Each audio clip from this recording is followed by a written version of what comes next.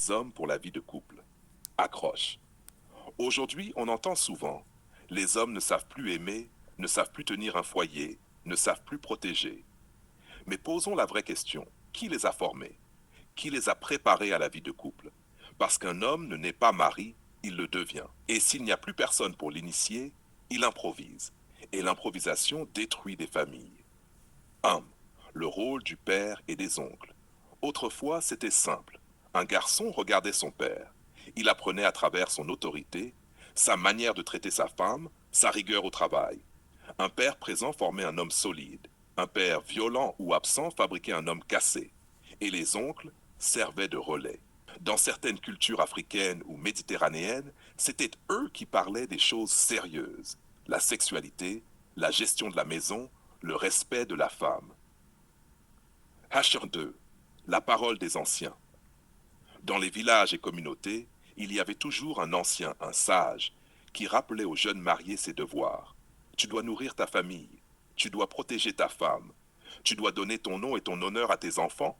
Le mariage était un pacte social, pas une simple romance. Un homme n'était pas seulement époux, il devenait garant de l'équilibre d'une maison. Nashr 3. La mère et la grand-mère. Ne sous-estimons pas leur rôle.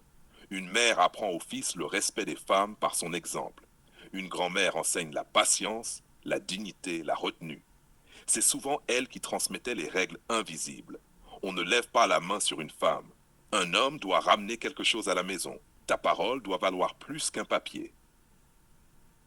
4. La religion et les institutions. Que ce soit à l'église, à la mosquée ou dans les temples, il y avait toujours une préparation au mariage. On rappelait aux hommes, ton rôle est de travailler, ton rôle est d'être fidèle, ton rôle est de protéger. Même si certains échouaient, la norme existait. L'homme savait ce qu'on attendait de lui. 5. La société tout entière. Il y avait une pression sociale. Un homme qui trompait sa femme, qui ne nourrissait pas ses enfants, qui les battait, c'était mal vu, corrigé, parfois même puni. La société enseignait par le regard des autres, c'est pas digne de toi. Aujourd'hui, le vide. Et maintenant, les pères sont absents ou muets, les anciens sont ignorés, les mères ne transmettent plus, la société n'impose plus de cadre. Résultat, des hommes qui découvrent le couple comme on apprend à conduire une voiture sans moniteur. Ils font des accidents, brisent des femmes, cassent des familles.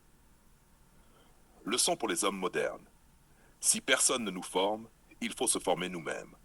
Lire, observer, chercher des modèles dignes. Comprendre que le couple n'est pas un terrain de jeu, mais